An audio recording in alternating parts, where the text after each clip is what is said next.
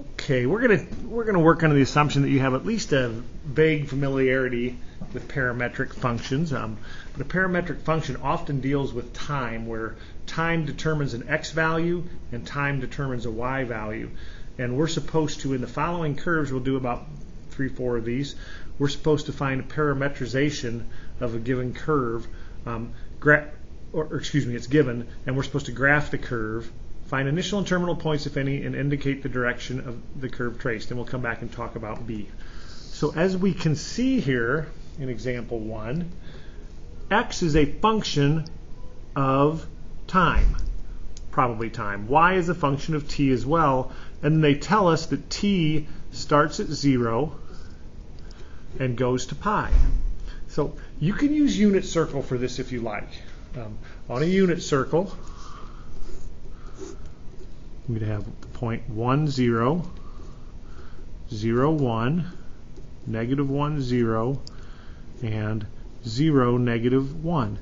And cosine is the x value. So cosine at 0 degrees is 1, and cosine at pi on 2 or 90 degrees is 0, and cosine at pi is negative 1, and cosine at 3/2 pi is 0. Likewise, sine of 0, the y value is 0, sine of pi on 2, 1, etc.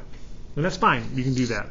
I'm going to do this by just saying, hey, I know what the graph of cosine looks like. The graph of cosine looks like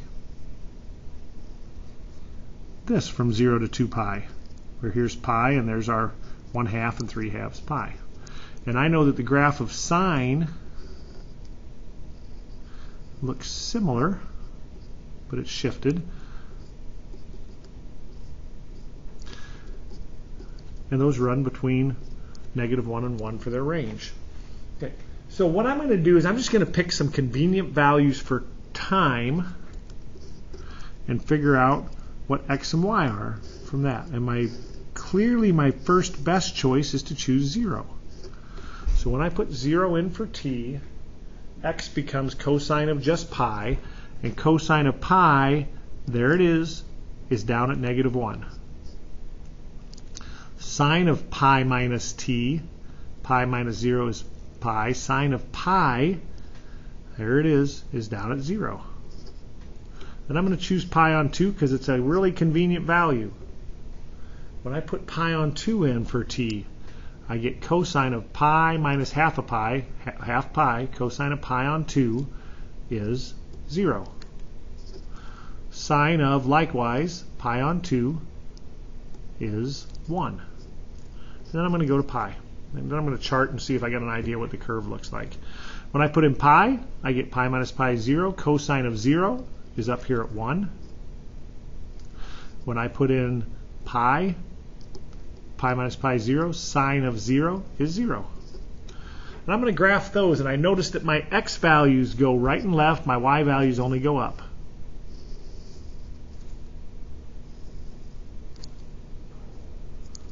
And we only go to 1 or negative 1. So my initial point, I don't graph t, I graph negative 1, 0. There's my initial point. I'll jot that over here since they asked for it. Initial point is negative 1, 0. And then I go to 0, 1 along some path, and then I go to 1, 0, where I terminate. Notice I use dots. That's because of the equal to for t. If it was just strictly less than pi, this would be an open circle. All right, so now I got to decide, what do we have here? Do we have part of maybe a parabola? Do we have part of maybe a circle? Maybe it's neither of those. Maybe it's just a straight line up here, straight line down there. There is some reason to believe it's a circle. Think about this for a second. My cosine values, which my y comes from, never are bigger than 0 or negative 1. So I can't be a parabola and continue down here beyond negative 1. I can't continue down. It can only go down as far as negative 1 down here. My x values are sine. Sine's never bigger than 1, never smaller than negative 1. So I can never go right or left of here. It's most definitely not a parabola. I'd have to go left. I'd have to go right. So there's some reason to believe this is a circle. I'm going to assume then for right now this guy is a circle. but it's not the whole circle. So let's see what we've got here. Graph the curve. What are the initial and terminal points? Initial point, -1, 0. Terminal point, 1, 0.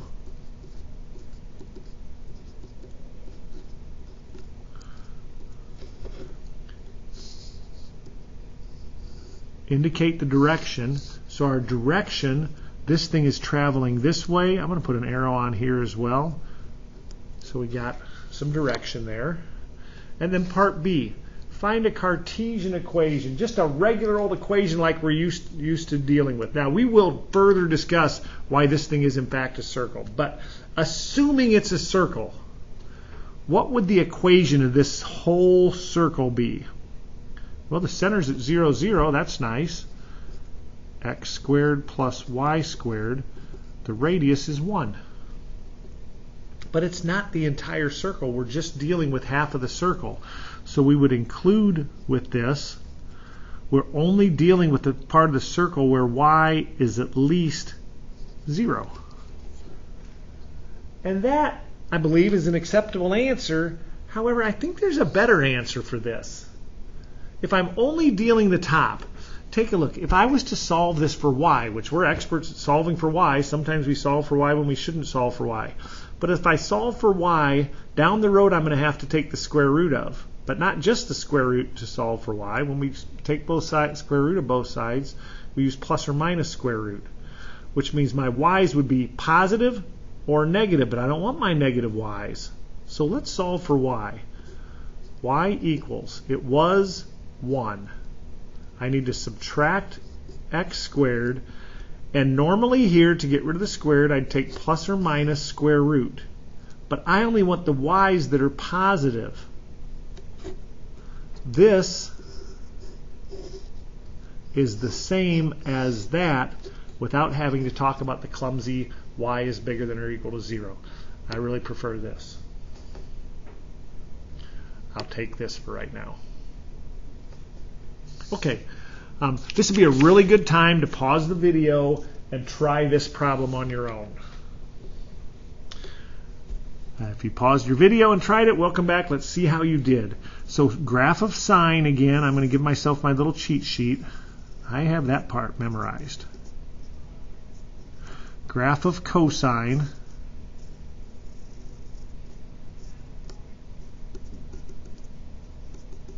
Looks like this.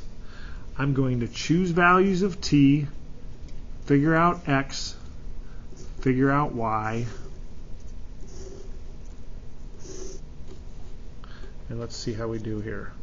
So my first try, again, we're 0 to pi. Doesn't have to always be, but it is. And we're including 0 and we're including pi. So I'm going to start with 0.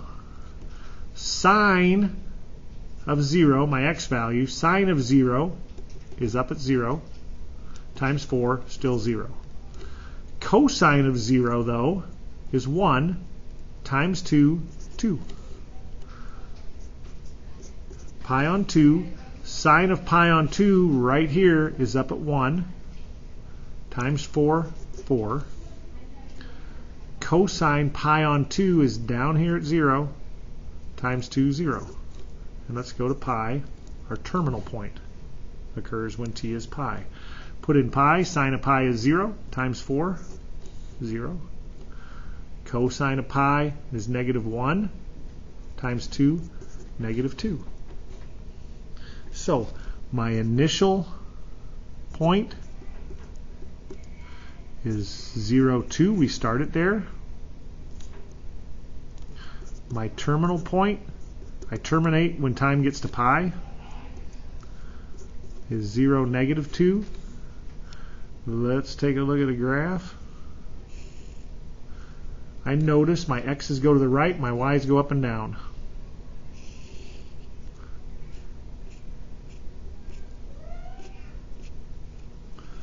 I start at 0, 2.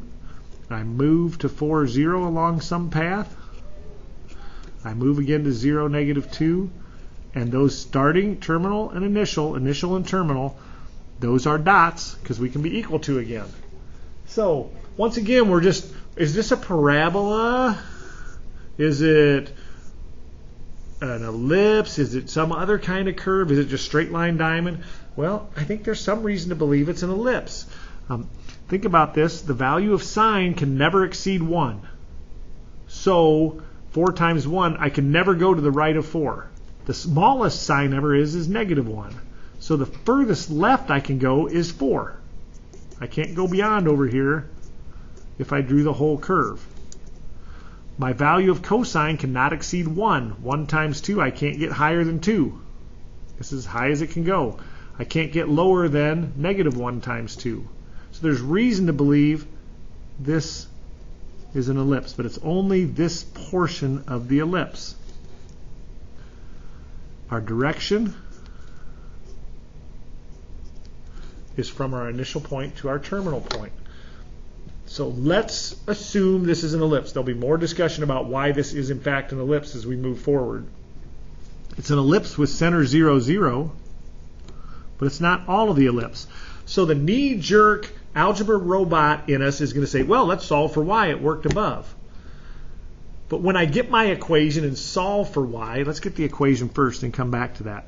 Center 0, 0, so this is x squared on plus y squared on equals 1 because it's wide. X is on the big number, but x is on 4 squared. Y is on my y distance from the center 2 squared. So now, back to that knee-jerk reaction. If I solve for y, I'm going to subtract x squared on 16, multiply by 4, and then I'm going to take y, get rid of the squared, plus or minus square root of y, which means I either want the top or the bottom of the ellipse. But I don't want the top. I don't want the bottom. I want the right side.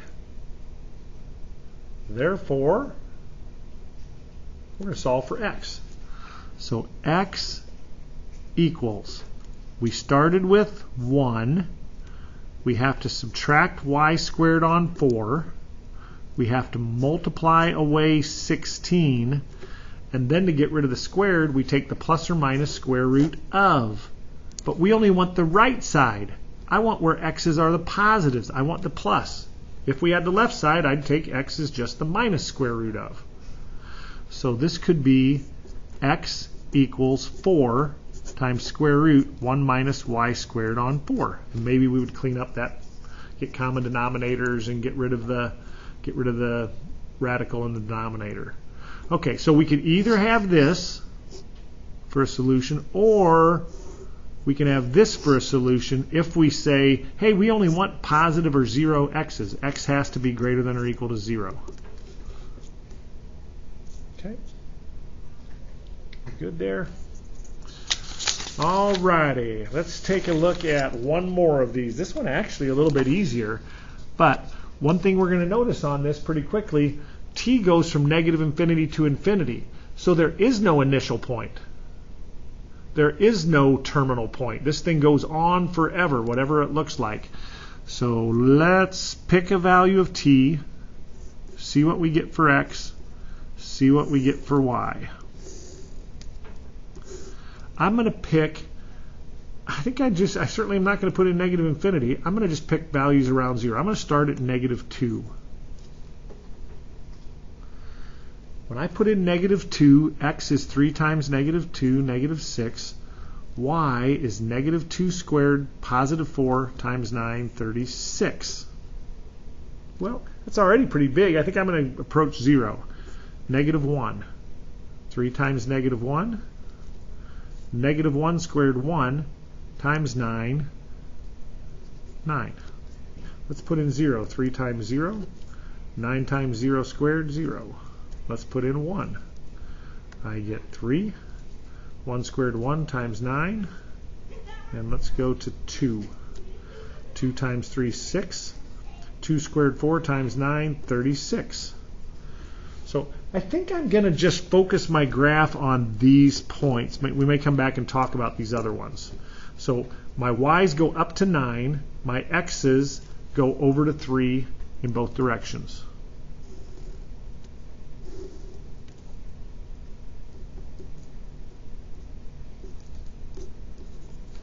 So I have a point at negative 1, or excuse me, not negative 1, negative 3, 9. I have a point at 0, 0. I have a point at 3, 9, and I know that I've got another point over at 6 up 36. This thing has a feel of a parabola. I think I'm going to be pretty convinced it is. Okay, if this is a parabola, it's an x squared parabola. The vertex is at 0, 0. Therefore, this is a y equals some number times x squared.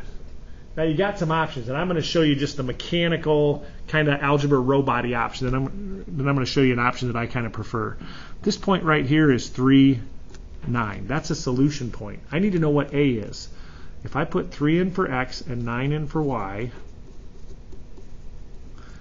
I pretty quickly learned that a is 1, and therefore my equation is y equals x squared. Well, that was really convenient. Now, let's talk about this for a moment. Let's say it wasn't so convenient. First off, this graph, a normal old parabola with coefficient 1 goes over 1 up 1, over 2 up 4, over 3 up 9. So this is a y equals 1x squared. What if this was 17 instead, and we were over here at 317? Normal old parabola, when we go over 3, goes up 9, but this goes up 17. Watch this. Over 3 normally goes up 9. If I put 3 in here, I get 9. I'd like to cancel that 9 and be left with a 17. Could it be that easy? Put in 3, get 9, cancel 17. Okay, how about if it was shorter? Let's say this was just up 5 and this was the point 3, 5. Regular old parabola goes over 3 up 9. Not this one, over 3 up 5. Over 3, I still want to cancel the 9. I just want to be left with a 5. I like that. You could still do this with solution point, but I kind of like that approach to it. We've got some more of section 4 that we're going to be going over tomorrow, so I'll add an additional video for that one. Hope this helped.